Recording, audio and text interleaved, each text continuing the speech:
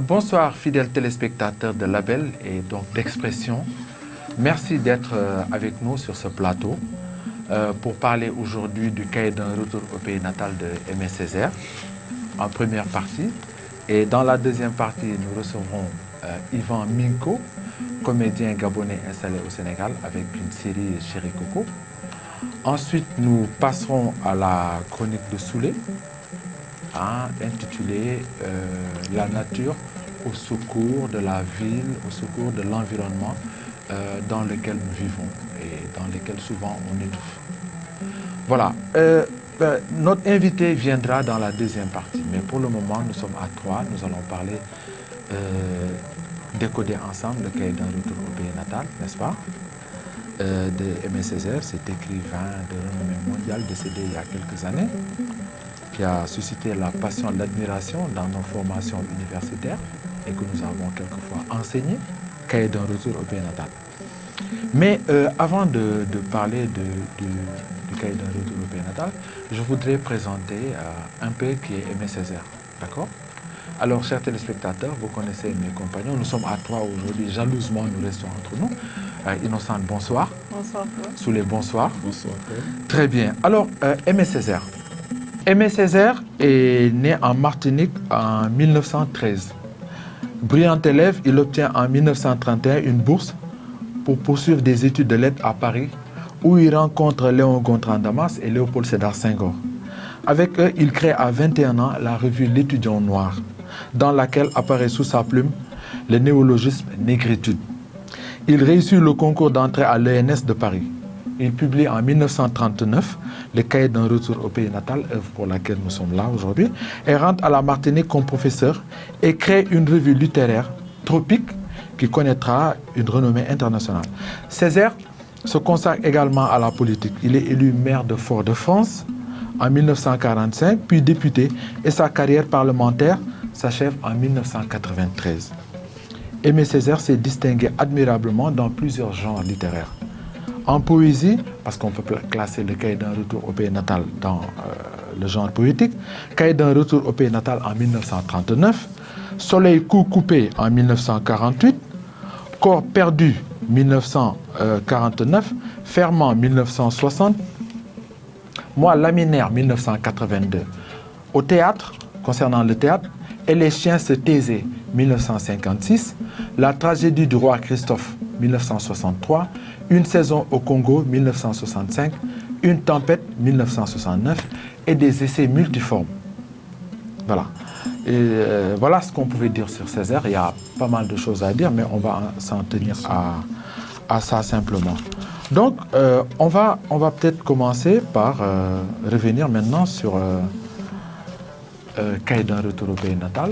Bon, on va échanger entre nous. Oui. Bon, la première question qui me vient à l'esprit, je voudrais qu'on en parle, c'est quelle définition peut-on donner quant au titre cahier d'un retour au pays natal? Enfin, je pose la question, mais j'ai déjà une idée là-dessus. Oui. Et voilà, Innocent. C'est avec des arguments littéraires que je prétends que Victor Hugo, c'est le plus grand écrivain français de tous les temps. C'est avec ces mêmes arguments que je propose Aimé Césaire, le plus grand écrivain négro-africain de tous les temps. Et voilà pourquoi son œuvre, Cahier d'un retour au pays natal, est une œuvre qu'on ne peut pas classer. Moi, je vois d'abord un beau, un parfait, un excellent texte épique. Une épopée avec de la poésie. C'est un récit, un voyage. Et voilà pourquoi, par rapport au sens, au titre, cahier. C'est un cahier. Dans un cahier, on a plusieurs formes, plusieurs esthétiques, plusieurs choix, plusieurs possibilités. Et le sens de l'œuvre, retour au pays natal. Pourquoi? Parce que quand on a erré et qu'on ne sait plus là où on va, mieux vaut retourner, comme on dit au Sénégal, là d'où on vient. C'est vrai, et je pense également qu'on peut analyser de manière historique l'itinéraire psychologique et intellectuel d'Aimé Césaire. il semble qu'au tout début, Aimé Césaire a commencé à écrire une œuvre dans laquelle il était victime, prisonnier de sa formation française. Donc il a écrit des poèmes à l'image des Dubélé, etc., comme un bon Africain, un bon Martiniquais qui parle bien français, qui maîtrise la poésie. Il s'est rendu compte que c'était quelque chose qui ne reflétait pas ce qu'il voulait dire. Il voulait avoir une forme de liberté, réinventer le langage, écrire comme sous forme d'écriture automatique. Et c'était à la mode avec le surréalisme. D'accord ? Donc, il a écrit. Il a déchiré ses premiers écrits-là. Et il s'est mis à écrire tel que ça lui venait. D'accord ? Avec une syntaxe débridée, tel que ça lui venait. Et moi, ça me rappelle Wole Soyinka quand il dit que le tigre pousse dans sa tigritude, hein, n'est-ce pas, ne formule pas sujet, verbe, complément. Voilà, sujet, verbe, complément, il rugit, il feule, etc., tout ce qu'on veut. Et c'est l'impression que j'ai. Et donc, Cahiers d'un retour au pays natal, c'est presque une œuvre inclassable, comme l'a dit Innocente, parce qu'il y a tout, itinéraire psychologique. Hein, il s'est déplacé. Hein, épopée, comme le dit Innocente, poésie, mais de la prose aussi. Hein, les différentes étapes qu'il a traversées lui-même sur le plan psychologique. Et effectivement, en 1939, quand commence la Première Guerre mondiale, il va effectuer un retour à la Martinique. Je crois que pour que les téléspectateurs comprennent, il faut également qu'on dise ceci. Quand il a eu son bac, comme tous les Africains de l'époque, ou antillais de l'époque, on n'avait pas d'université. Donc il est allé en France. Il a poussé un grand ouf de soulagement parce qu'il y avait la misère de la Martinique autour de lui. Donc il était content d'aller en Europe. Il va en Europe. C'est à ce moment-là qu'il découvre sa négritude, qu'il découvre une forme de racisme, etc. Il découvre sa négritude d'abord. Il le dit. Césaire dit qu'il a rencontré l'Afrique à Paris. Oui. Ah.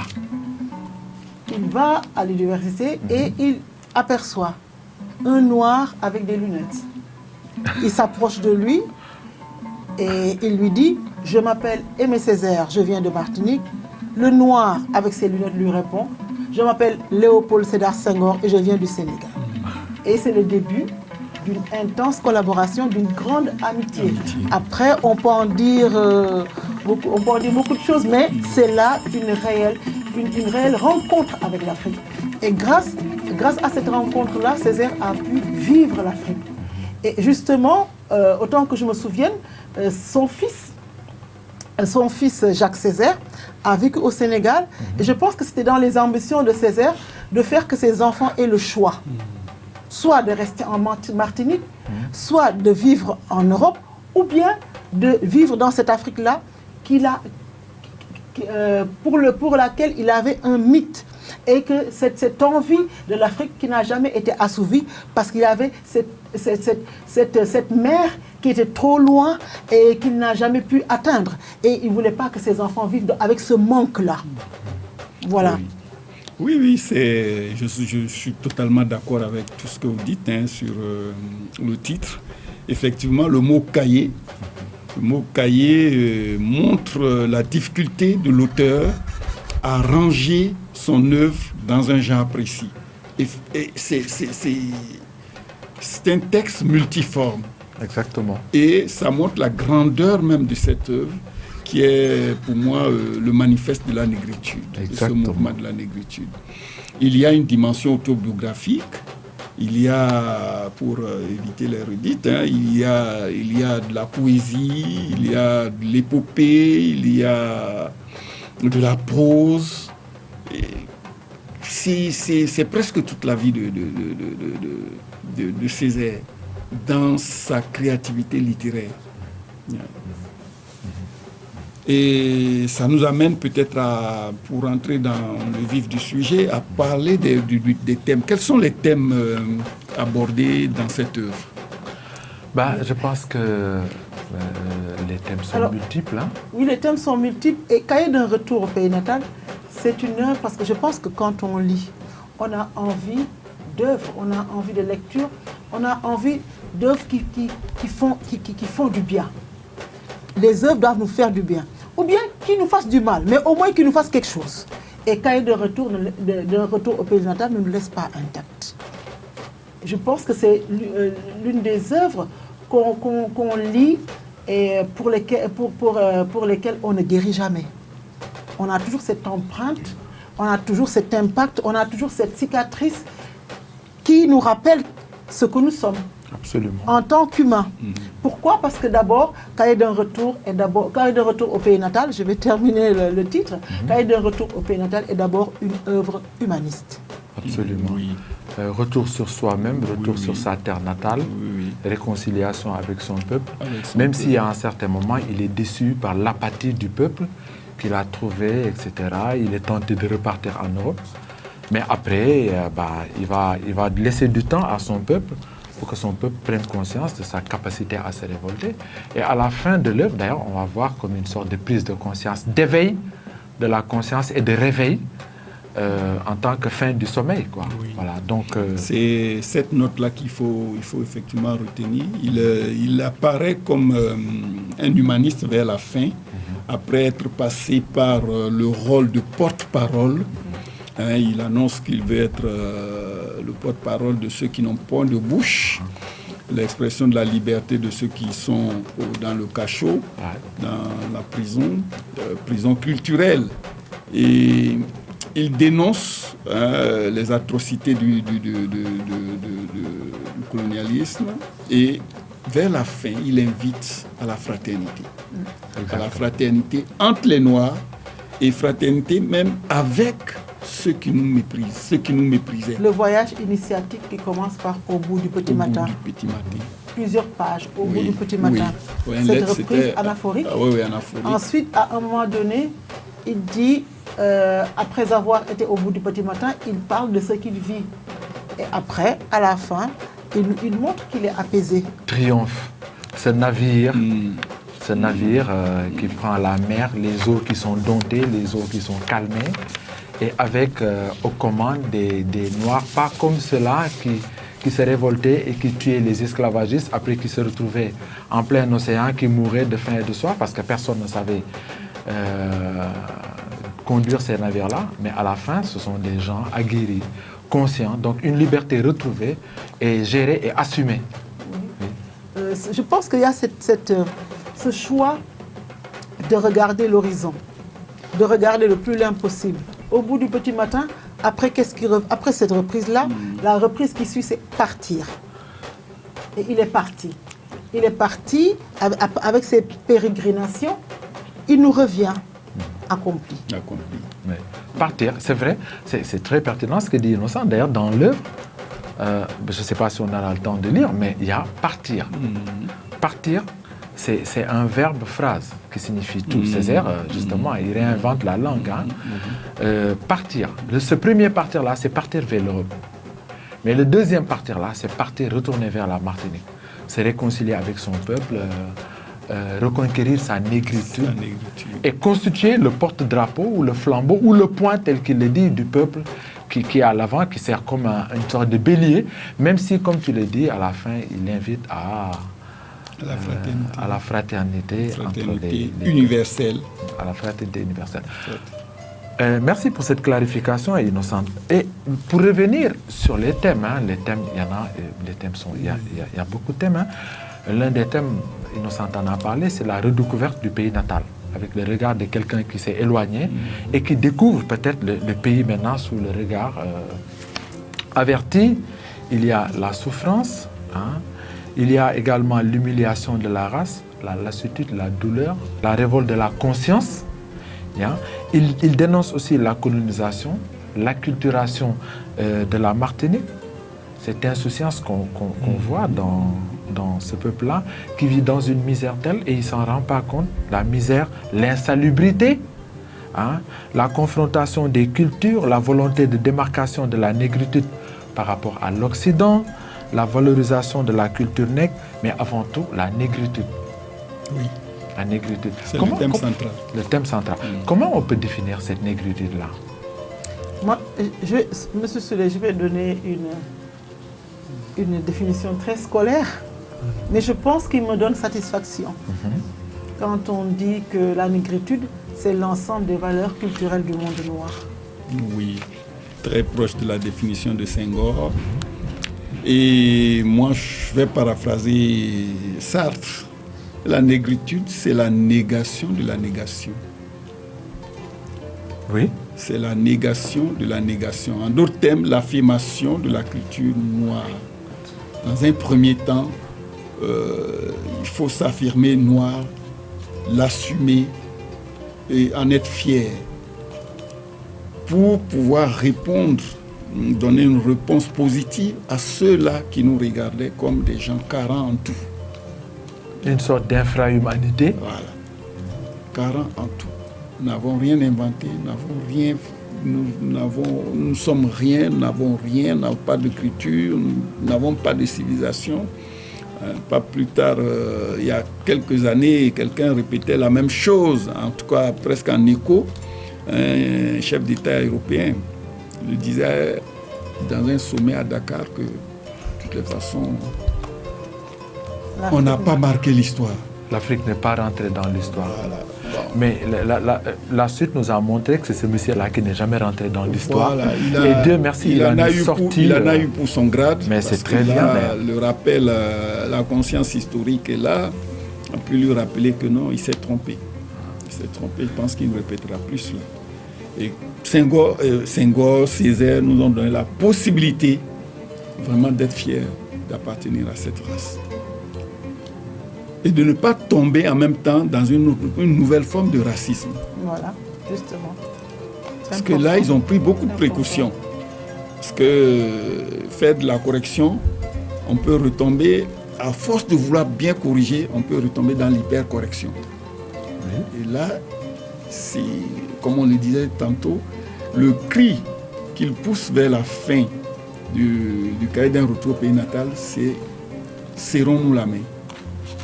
Embrassons-nous, même, allons, et là, c'est le symbolisme religieux qui transparaît. Il faut tendre la main même à ceux qui nous méprisent. Si vous le permettez, je voudrais juste lire pour les téléspectateurs. Un morceau qui est très... cette partie-là, quand il montre qu'il veut réinventer la langue française, créer une langue compréhensible parce qu'il y a un décalage entre le signifiant et le signifié. La langue française ne rend pas des souffrances vécues, subies par les Noirs. D'accord? Et voilà, il dit, je retrouverai le secret des grandes communications et des grandes combustions. Je dirai orage, je dirai fleuve, je dirais tornade. Ça ne vous rappelle pas la Genèse quand Dieu crée le monde avec le verbe lumière soit et la lumière fut. Voilà. Je dirais tornade, je dirais feuille, je dirais arbre. Je serai mouillé de toutes les pluies, humecté de toutes les rosées. Je roulerai comme du sang frénétique sur le courant lent de l'œil des mots, en chevaux fous, en enfants frais, en caillots, en couvre-feu, en vestiges de temples en pierres précieuses, assez loin pour décourager les mineurs qui ne me comprendraient pas, ne comprendraient pas davantage le rugissement du tigre. Ben, je pense que c'est une belle séquence. Oui. Et Souley, pour revenir à ce que tu disais tout à l'heure, Innocent l'a dit, partir, mon cœur bruissé de générosité emphatique, partir, j'arriverai lisse et jeune dans ce pays mien, le deuxième partir. Et quand il dit, et je dirai à ce pays, ma bouche sera la bouche des malheurs qui n'ont point de bouche, ma voix la liberté de celles qui s'affaissent au cachet du désespoir. Ben, et il dit, et venant, je me dirai à moi-même et surtout mon corps, aussi bien que mon âme, gardez-vous de vous croiser les bras en l'attitude stérile du spectateur, car la vie n'est pas un spectacle, car une mer de douleur n'est pas un procénium, car un homme qui crie n'est pas un ours qui danse, avec l'assonance en I qui traduit la complainte, etc. Voilà. Et il invite à l'action. Il invite à l'action, il n'est pas dans la contemplation du noir simplement, il faut réagir, il faut agir. Oui, par rapport à l'esthétique du cahier d'un retour au pays natal, c'est, moi je dis que Césaire réinvente la langue française. Exactement. Et je suis toujours déçue, je suis toujours choquée, je suis toujours... amer par rapport au fait que Césaire n'a pas été assez honoré de son vivant. Voilà pourquoi ça m'a beaucoup intriguée qu'à sa mort, je pense au moment où il n'était plus tellement dangereux, hein, ils ont voulu ils ont voulu l'enterrer au Panthéon, le même. Pourquoi, quand il était vivant, il n'a pas été honoré? Et je comprends aisément le choix de sa famille de l'enterrer dans son pays natal. Et justement, cette esthétique-là aurait dû mettre Césaire de son vivant au devant de la scène par rapport à la langue française. Tout à fait. Dans toutes les institutions qui se chargent de protéger cette belle langue, ça il faut le dire, comme l'Académie française. Il n'a pas été invité suffisamment honoré. Voilà. Et Césaire, c'est quelqu'un qui a beaucoup d'honnêteté dans le choix des vocables. Il dit ce qu'il sent. Il ne cherche pas à faire plaisir à qui que ce soit. Le verbe qui donne vie, le verbe qui rend le nègre fier, le verbe qui a cette puissance-là de fédérer tous les peuples noirs. Et Césaire en est l'artisan. Et justement, la perfection d'un cahier d'un retour au pays natal, ce n'est pas ce que je dis souvent des œuvres littéraires, mais pour moi, la façon de parler de Césaire, il combine les verbes-phrases aux versets, à l'image des versets des textes sacrés que l'on connaît, dans la mesure où le rythme du verset est plus proche de la cadence de la négritude que le vers traditionnel français. Exactement. Et justement, voilà pourquoi, après avoir écrit comme tout le monde, après avoir écrit comme les surréalistes, il a choisi d'écrire ce qu'il sent et de nous proposer ce qu'il est. Une belle écriture avec une syntaxe assez spéciale, très complexe, hein, et avec une ponctuation telle qu'il a voulu, en respectant le code classique de la langue française. Hein. Et moi, je voudrais, avant que tu continues, s'il te plaît, rendre hommage à quelqu'un qui m'a fait découvrir, parce que Césaire, hein, c'est un auteur que des Occidentaux lisaient avec des dictionnaires à la main, hein, parce que c'était difficile de comprendre les termes, tellement il a une maîtrise de la langue française. Mais je voudrais profiter de cette occasion-là pour rendre hommage à une dame, une grande dame de la littérature, Castelou. Liliane Castelou, qui m'a fait découvrir, comprendre Césaire et surtout comprendre Cahier d'un retour au pays natal, qui est décédée il y a quelques années. Mais je voudrais bien qu'on lui rende hommage. Castelou, la française, la sénégalaise française, la sénégalaise, qui a beaucoup travaillé pour la littérature. Elle mérite ces hommages-là. Grâce à Castelou, je vois qu'on est tous passés par le même moule. Hein. C'est elle qui nous donne les premiers instruments pour décoder, pour arriver au bout de l'hermétisme césarien. Parce que Césaire, un peu comme les surréalistes d'ailleurs, il y a une dimension hermétique. À un moment donné, on peut sentir de la violence. Mais c'est une violence féconde. Oui, bien sûr. Et c'est justement pourquoi, après, cette violence-là, elle finit par nous apaiser. C'est comme une sorte d'exutoire, cette violence. Oui, il fallait qu'il soit parfois violent, virulent pour pouvoir extirper le mal. Et Césaire, comme elle a vraiment tout dit, hein, c'est le mot. Et le mot, là, comme un potier avec l'argile, Césaire a magnifié la langue française. Il s'est approprié cette langue, il a complexifié, il a dénaturalisé, il en a fait ce qu'il voulait. Il en a fait vraiment un grand travail d'orfèvre. Césaire, ses néologismes, ses métaphores très puissantes, ses versets, et il choisit effectivement les vers libres, hein, pour bien exprimer sa liberté. Par rapport même à la langue, qu'il aime. Il aime bien la langue française, et à juste titre. Hein. Et là, comme un bon révolté, il prend cette langue et il la remodèle. La révolte, là, on la sent d'ailleurs, voilà. Non pas simplement sur la langue, mais la logique occidentale. Oui. Regardez à la page 70, quand il dit que 2 et 2 font 5, que la forêt miaule, que l'arbre tire les marrons du feu, que le ciel se lisse là-bas, Oui, etc. oui, etc. oui, oui.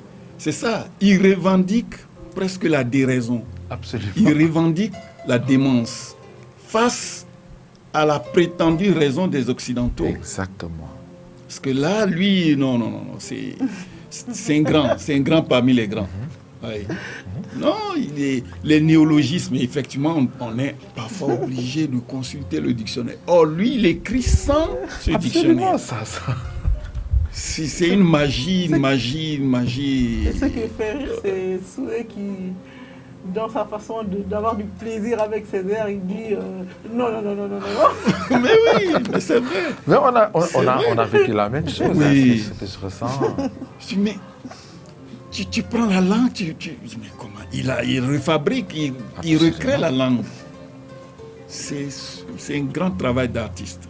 Et là, avec les symbolismes religieux que tu citais, il y a le nègre. Le nègre est vu à un moment comme l'hostie, comme celui qui est sacrifié. L'agneau sacré. Oui. L'agneau du sacrifice. Agneau du sacrifice. Et de manière bien justifiée. Je voudrais lire encore une petite séquence là. Oui. Quand Césaire, quand la révolution, ça se passe dans évolution psychologique. Quand il dit à un moment, c'était un très bon nègre, passage du très bon nègre au nègre révolté, le nègre de la soumission, de la génuflexion, et voilà. C'était un très bon nègre. Il répète ça plusieurs fois, oui, comme un refrain. Et à un moment, il dit, je dis hurrah, la vieille négritude progressivement se cadavérise. L'horizon se défait, recule et s'élargit. Et parmi les déchirements de nuages, la fulgurance d'un site. Apocalypse. Le négrier craque de toutes parts, son ventre se convulse et résonne. Nouvelle renaissance. L'affreux teignard de sa cargaison ronge les boyaux fétides de l'étrange nourrisson des mers. Et la révolte se passe à l'intérieur. Et regardez cette remontée-là dont il parle quand ce que dit également Christophe, quand il parle de marquer un pas devant l'autre, et tenir chaque pas. Voilà. Et il dit, la négraille aux senteurs d'oignons frites retrouve dans son sang répandu le goût amer de la liberté. Elle est debout, la négraille assise, inattendument debout dans la cale. Regardez cette remontée. Debout dans la cale, debout dans les cabines, debout sous le pont, debout dans le vent, debout sous le soleil, debout dans le sang. Debout et libre, debout et non. Et regardez, j'aimerais bien que les téléspectateurs regardent ce décrochage-là, de debout, et il y a un décrochage comme une chaîne qui se brise. Et ça s'achève par une sorte d'apothéose de feu d'artifice. Debout et libre. La calligraphie vient au service de la poésie dans le cahier d'un retour au pays natal. Chez lui, c'est fréquent. J'ai de l'admiration illimitée pour ce grand monsieur. Avec Césaire aussi, je pense que le tigre avait fini de proclamer sa tigritude. Oui, la boutade de Shoyinka, c'est qu'il n'a pas bien compris. Il n'a pas bien compris. C'est que même entre lui et Senghor, il y avait une petite différence d'appréciation. La négritude senghorienne et celle césarienne. Oui, il y a des connotations, il y a des particularités. Et ça, c'est normal dans la mesure où ils n'ont pas eu le même passé. Ils n'ont pas le même passé. Effectivement. Parce que Senghor a eu une histoire. Après la tabula rasa, il a suffi simplement de dépoussiérer, de montrer l'histoire authentique de l'Afrique. D'accord ? Un continent. Et il le dit, l'Afrique, c'est un continent. Alors que lui, il parle de poussière d'île. L'un vient d'un pays qui a connu l'esclavage, qui est même un descendant des esclaves. Transbordé, oui. Voilà. L'autre vient d'un pays colonisé. Bon, c'est proche, mais c'est différent. Oui, c'est très différent. Voilà. Quel est l'impact de cette œuvre-là dans la conscience noire aujourd'hui? Moi, je ne sais pas. Hein. Si je dois donner mon point de vue par rapport à cela, je pense que l'œuvre de Césaire, notamment Cahier d'un retour au pays natal, moi je trouve ça encore assez actuel. Quand on parle de la négritude, les combats ne sont peut-être plus les mêmes, mais le racisme existe encore, la xénophobie, le sous-développement, c'est une œuvre l'exploitation des peuples noirs, oui, c'est une... la misère, la léthargie, ceux qui ne font rien, alors qu'en Afrique, quelque part, ça bouge. Ailleurs, c'est le calme. La résignation. La résignation. Moi, je trouve que cette œuvre-là, en plus d'être actuelle, elle a déjà plutôt été en son temps, elle l'est toujours, elle a été prémonitoire. Parce que Césaire aurait pu faire comme certains dirigeants avec qui, à la même période, il avait un pouvoir politique. Il aurait pu être président de la Martinique, comme d'autres ont été présidents de la Côte d'Ivoire ou d'autres pays d'Afrique. Et pendant que cela, ça c'est mon appréciation, allait demander à De Gaulle de le mettre une signature en bas de page pour qu'il soit le président de ces quelques hectares de terre et de se comporter en roitelet, lui, il a choisi de dire que ce n'est pas à lui de demander l'indépendance du peuple. C'est le peuple qui doit demander son indépendance. Et tant que ce peuple-là ne va pas se lever pour dire qu'il veut être indépendant, il se limitera à être le député, le porte-parole de ce peuple-là. Je pense qu'il a eu raison. Parce que quand on regarde ce qui s'est passé... Et pendant plus d'un demi-siècle. Voilà. Alors si on voit ce qui s'est passé après les indépendances africaines, et ce qui se passe encore aujourd'hui, je pense que Césaire avait raison. Si ce peuple-là n'a pas demandé son indépendance, après l'indépendance, il ne se sentira pas concerné par tout ce qui est en rapport avec le développement du pays. Les peuples asiatiques ont bouté le colonisateur dehors. Après, ils se sont investis, ils ont développé leur pays. Les Africains, ils n'ont jamais été sollicités. Quelques personnes sont parties demander l'indépendance et ces personnes-là sont revenues. Mais celui qui était sous l'arbre à Palab, celui qui était sous le palmier à boire son moussungu, mais il continuera à le boire. Oui.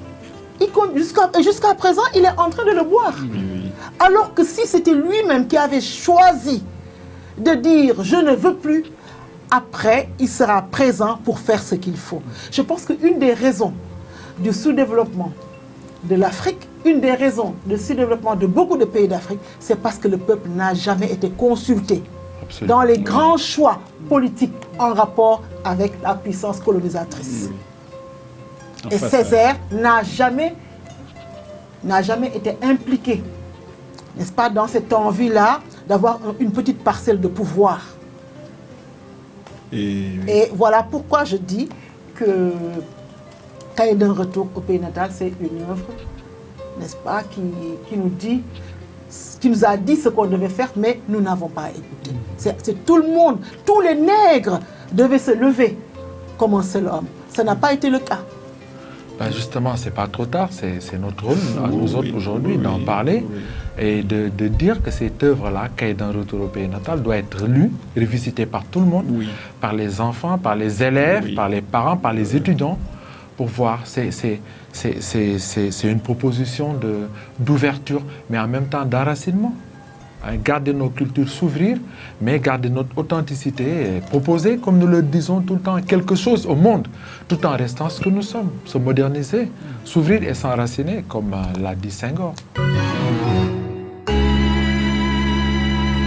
Voilà, chers téléspectateurs, retour sur le plateau. Comme annoncé au début de l'émission, nous avons le plaisir et la chance d'accueillir parmi nous Yvan Minko.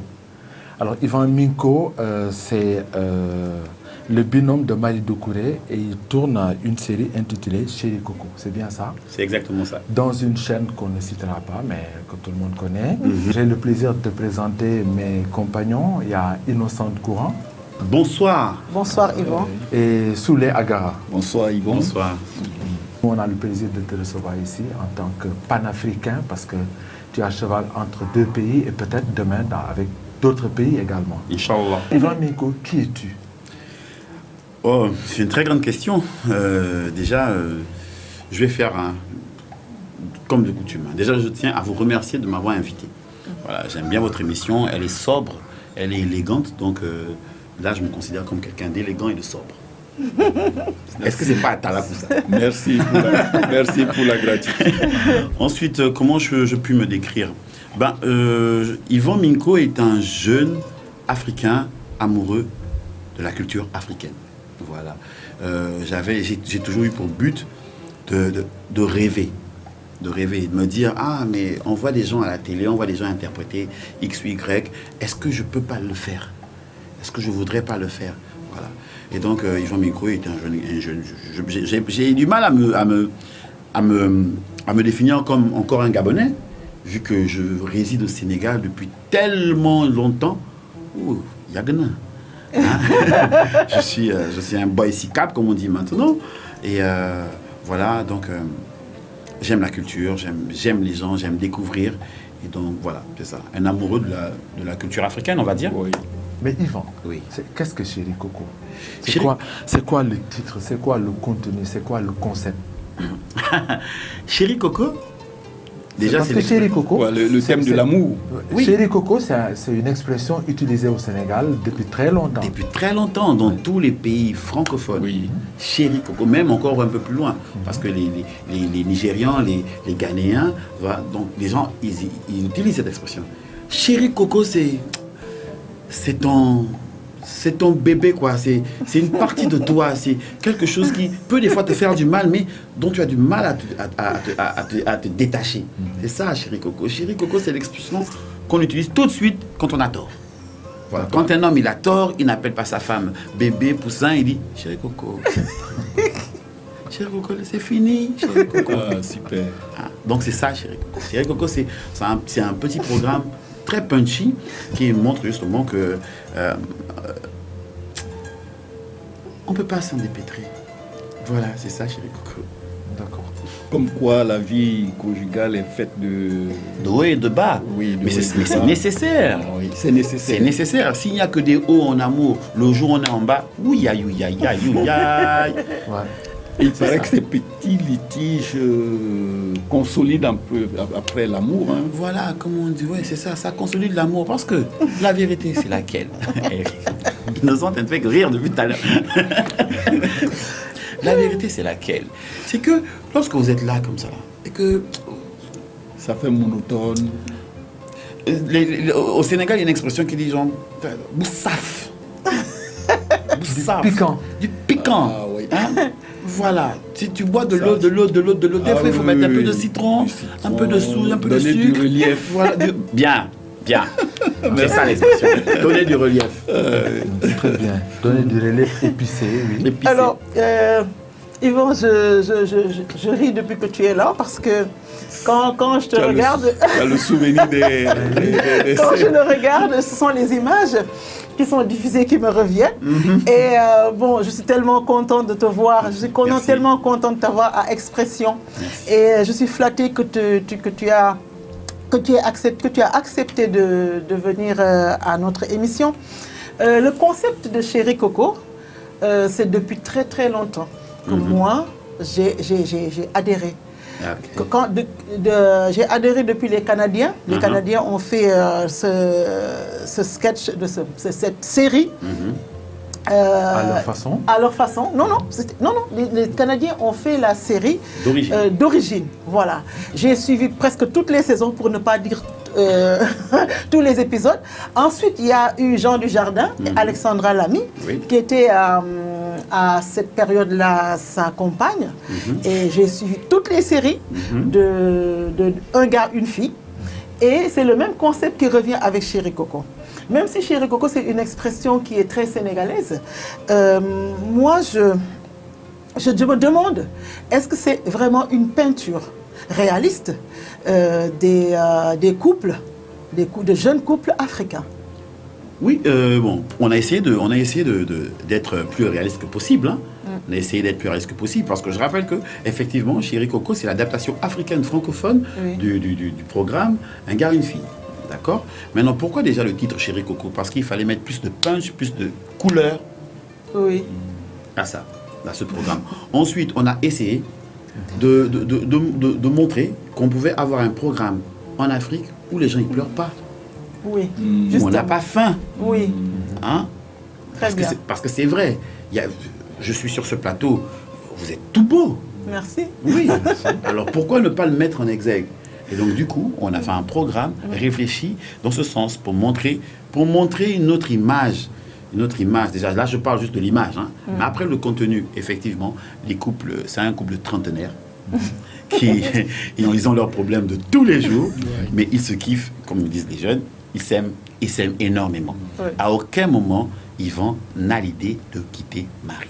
À aucun moment, Marie n'a l'idée de quitter Yvan. Même si Yvan lorgne de temps en temps à côté, oui, mais et souvent Marie le rappelle à l'ordre. Oui. Yvan, c'est quelqu'un qui donne l'impression quelquefois de vouloir picorer à côté. C'est pour rajouter du sel, comme ça il se rend compte qu'elle aime plus comme ça. Et il revient tout bonnement, sans faire trop de vagues. Ça, c'est pour être fidèle peut-être à la nature masculine. Bantou, africaine, voilà. Et c'est très optimiste, hein? Oui. Et c'est très optimiste. Mais est-ce que par moment, on n'a pas l'impression que c'est la femme qui triomphe toujours? Mais voilà. je vais te dire Tant mieux. les choses de manière claire. Qui a raison? C'est la femme. La femme a toujours raison. Tu ne veux pas avoir de problème dans ta vie, dans ta maison. Elle a raison. Et comme dirait l'autre artiste, hein, ce que femme veut, Dieu veut. C'est ça. C'est alors donc une sorte d'hommage à la femme. Voilà, exactement. J'aime ta façon de parler. Tu mets les mots avec une douceur, là, une sagesse. Exactement ça. C'est un hommage à la femme. Quand vous regardez ce programme, on voit Yvan, il bouge beaucoup. Il bouge beaucoup, mais à tous les moments, quand elle doit le calmer, elle le calme. Voilà. Elle réussit à le ramener à l'ordre. Sachant qu'en Afrique, la femme occupe une place mais prédominante entre nos mamans qu'on loue tous les jours, nos sœurs qu'on protège tous les jours, nos femmes qu'on étouffe un peu. Donc vraiment, Chérie Coco, c'est un hommage à la femme. Mais quand on regarde cette série-là, on a l'impression que la femme prend une liberté peut-être que l'on n'a pas l'habitude de voir dans la vie courante. Est-ce que vous n'êtes pas en train de prôner une façon de voir l'existence qui libère la femme, qui donne à la femme le droit de s'exprimer, d'être partie intégrante du couple, d'avoir des moments de joie, de colère, de bonheur? Est-ce que vous ne pensez pas que vous donnez un coup de pied dans la fourmilière des préjugés entre les couples au Sénégal, en Afrique? C'est le but recherché. C'est le but recherché. Comme je vous ai dit, on s'attellait à donner une image différente déjà de l'Afrique. Voilà, on n'est pas obligé de filmer la misère parce que la misère, elle est universelle. Il n'y a pas que la misère. L'Afrique n'a pas le monopole de la misère. Les gens ont faim partout et les gens rigolent partout. Et en Afrique, on rigole même plus qu'ailleurs. Alors, oui, dans ce programme, vous voyez que Marie est une femme indépendante. Émancipée, exactement. Émancipée. Parce la parole est libérée. Voilà. Parce que c'est la vérité. Les gens, ils ont peut-être du mal à le dire, mais les femmes, c'est les piliers. Et les femmes, on en a besoin. C'est terminé la femme qui était seulement à la cuisine et tout ça, qui vous donnait des conseils. Si vous voulez, vous les écoutez ou pas. Aujourd'hui, la femme, elle paie les charges de courant, elle paie les charges d'électricité, d'eau, ou bien l'école des enfants. Elle a un mot à dire. Oui, et nous, les hommes, aujourd'hui, nous ne sommes que des outils, des accessoires. N'est-ce pas? Oui, je le crois. Non, mais je le crois vraiment. Oui. Vraiment, je le pense. Ouais. Et maintenant, ce couple-là, j'ai l'impression que Marie veut se faire épouser. Oui. Yvon ne dit pas non, mais il n'a pas encore dit oui. Oui. Alors, dans cette série, quelle est la place qui est laissée donnée au mariage? Alors, dans cette série, la place laissée au mariage, la place qui est due au mariage, c'est-à-dire que c'est une promesse. Le mariage est une promesse. Depuis la nuit des temps, en Afrique, le mariage n'est pas une promesse. Le mariage est un fait obligatoire. C'est une institution. C'est une institution, d'accord? Qui des fois a des limites. Nous, on se marie, c'est deux familles qui s'unissent. On n'est pas comme en Occident où on va se marier, X et Y, vous allez vous marier. Ah, vous êtes mariés, c'est fini. Non. Voilà pourquoi Yvan hésite à épouser Marie. Parce que Yvan, dans cette série, Yvan vit loin de son pays. il vit au Sénégal et donc pour épouser Marie, il faut que ses parents viennent chercher Marie, donc doter Marie. Et donc il faut déplacer tout le monde. C'est justement, on parle de couples mixtes aussi dedans. Voilà, de deux nationalités différentes. Moi, j'adore ce concept qui parle de la mixité dans le couple, que ce soit la mixité de nationalité ou bien la mixité religieuse. C'est toujours l'amour qui triomphe. Et c'est ça, c'est important de dire que c'est l'amour qui est plus important que tout. Dans la mesure où, même par rapport au mariage, ils vivent ensemble. Ils vivent sous le même toit, mais ils ne sont pas mariés. Dans certains pays, comme au Gabon ou ailleurs, c'est commun. Mais au Sénégal, c'est presque pas possible. C'est pas possible. C'est même pas presque, c'est pas possible. C'est pas possible, voilà. Alors, quand je les vois vivre au Sénégal et être deux célibataires qui vivent maritalement, je pense que c'est une façon de magnifier, de prôner l'amour. Parce que quand on est ensemble, ce qui est important, c'est de s'aimer. Et justement, le mariage, par rapport à ce que vous dites à l'institution, le mariage, ce n'est qu'un contrat social. Exactement. Il y a des gens qui sont mariés et qui ne s'aiment pas. Et il y a des gens qui s'aiment et qui ne sont pas mariés. Moi, je préfère l'amour à une signature pour faire plaisir aux autres. Parce qu'on se marie pour les autres en général. On se marie pour se caser, on se marie pour la sécurité de la femme, mais on se marie rarement pour la bonne raison. Exactement. Et je vois dans ce couple-là beaucoup d'amour, beaucoup de sincérité, voilà, il n'y a que l'essentiel. Voilà pourquoi je suis fascinée. Et voilà, c'est l'essentiel, l'amour et l'amour et l'amour. Bon, Innocente va explorer des zones qui peuvent déranger un peu parce que pour nous, le mariage, c'est une institution. Et toute relation, normalement, doit s'achever, se poursuivre avec le mariage. Dans la concrétisation de ce mariage. Voilà. Oui, mais combien de temps plus tard? Oui, mais dans vos projets, ce couple-là, vous allez vous marier. Ben, justement. Moi, je ne pense pas. Yvon ne va pas se marier. Ah là, il y a beaucoup d'obstacles. Parce qu'il a cité tout à l'heure la participation des parents, mais bon. Non, c'est des thèmes subliminaux. Quand vous regardez la série, justement, rien n'est fait au hasard. Bien sûr. Ils vivent là. À un moment, Marie, dans la saison 2, pour ceux qui l'ont regardé déjà, elle repart à l'école. Ah oui. Oui, elle repart à l'école. Donc là, on explore encore un autre canevas. Ok, d'accord. Ça veut dire que maintenant, la dame qui était indépendante financièrement repart à l'école. Elle redevient une charge pour son homme. C'est des canevas, c'est des univers, c'est très subliminal. Il faut juste regarder et se dire, ah mais là ils vont ailleurs. On rigole, c'est bien, mais il y a plein de thèmes sociaux là-dessus. Il y a des épisodes où on voit bien que Yvon, ses parents atterrissent. Oui. Ils atterrissent à l'africaine. Il reste là, quoi. Oui. Voilà. Mais tout gravite autour de l'amour. Et même quand les parents atterrissent, quand les amis sont là, on ne les voit pas. C'est seulement le couple qui apparaît à l'écran jusqu'à la fin. Le thème principal de cette série, de ce programme, c'est l'amour. C'est l'amour. Toujours l'amour. Oui. La sublimation de l'amour, il n'y a rien de tel. C'est un objectif très grand. C'est la hauteur d'esprit. Oui. Après, est-ce qu'ils vont se marier? Regardez la série. Regardez la série. Yvon, je vais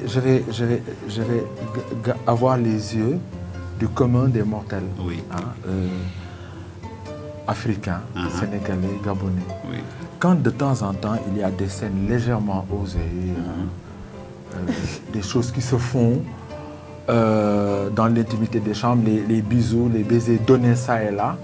Bon, ça sont des pratiques que nous, Africains, avons adoptées. Oui. Ben, vous, quand vous le faites, vous ne sentez pas peut-être que ça gêne ou avez-vous un retour Paul, excuse-moi, excuse-moi de te couper, mais moi, je veux te demander la même chose que toi, mais de façon très personnelle, parce que il y a des moments où je me suis essayée au théâtre. Oui.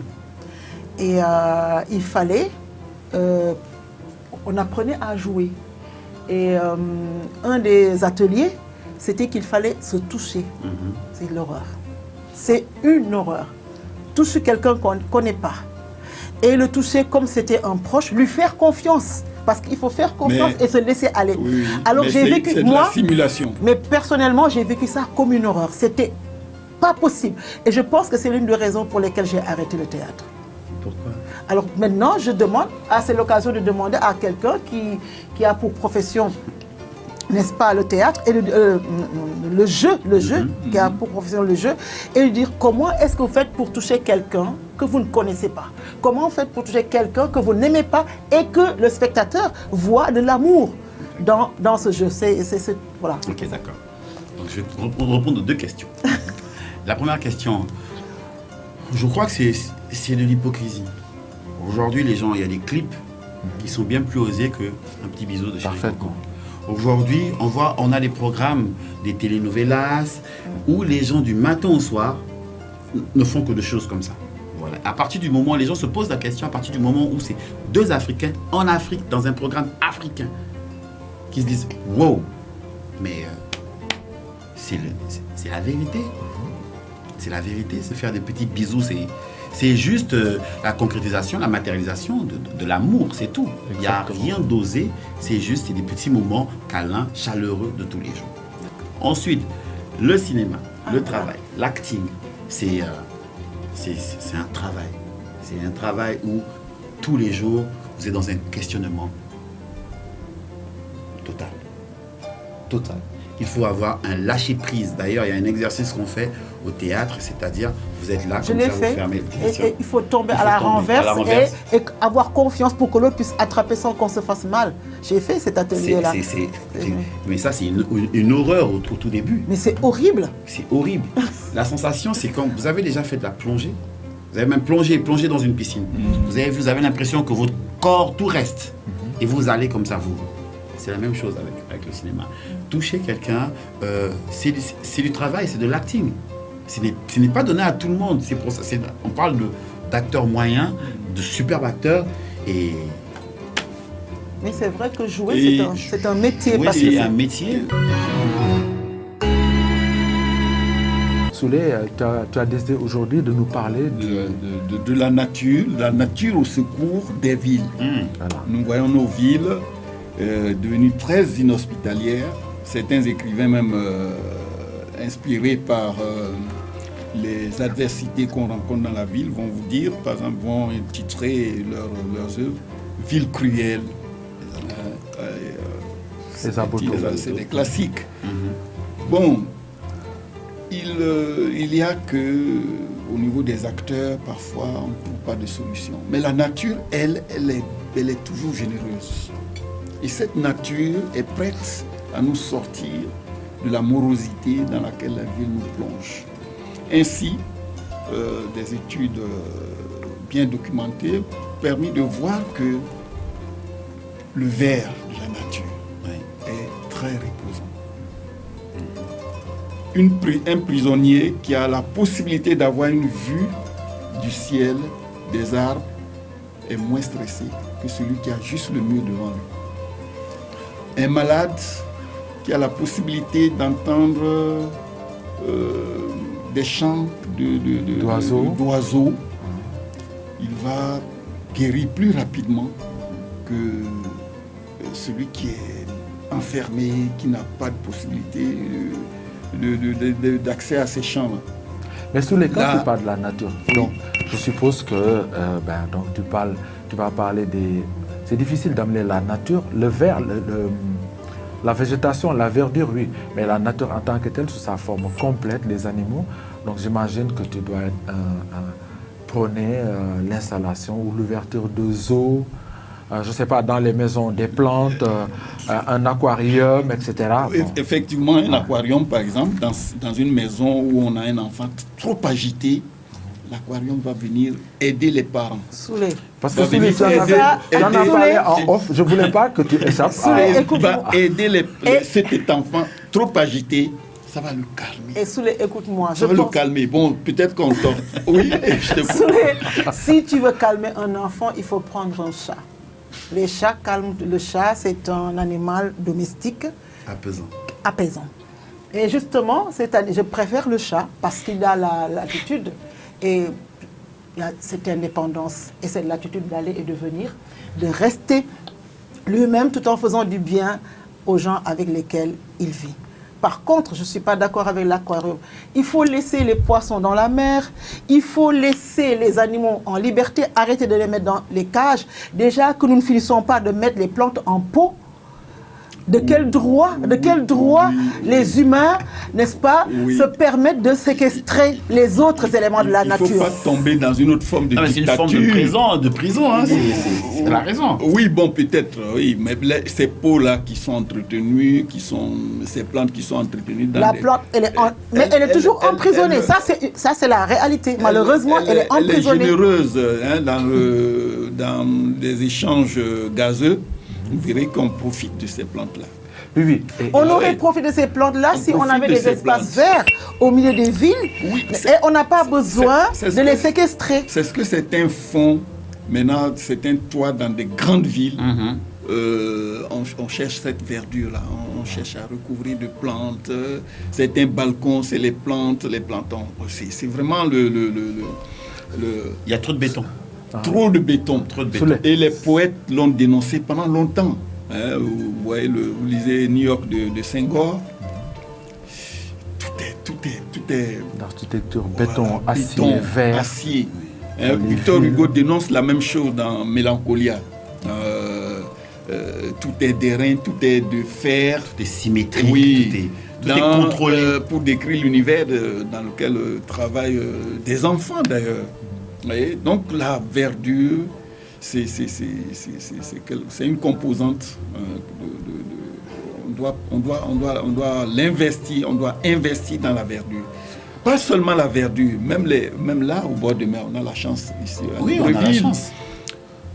Le bruit de l'eau, c'est apaisant. Le clapoter. C'est vrai, Soulé, je suis d'accord avec toi. Et donc, de ce point de vue-là, innocentement, on n'a pas le même point de vue. C'est vrai que quand on amène la nature, quand on amène pour les animaux, je suis d'accord avec Innocent, c'est clair. Il ne faut pas les garder.